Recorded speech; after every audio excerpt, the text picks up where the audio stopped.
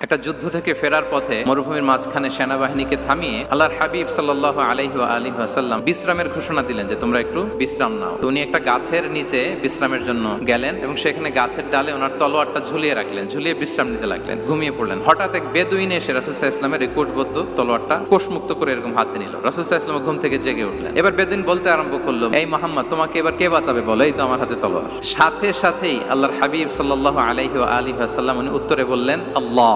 কোনো চিন্তা ভাবনা নাই যে ওরে আঘাত করা যায় কিনা পাল্টা, বা কোনোভাবে ওর কনফিডেন্স ডাউন করা যায় কিনা, কোনো দিকে না তাকিয়ে কি বললেন? আল্লাহ।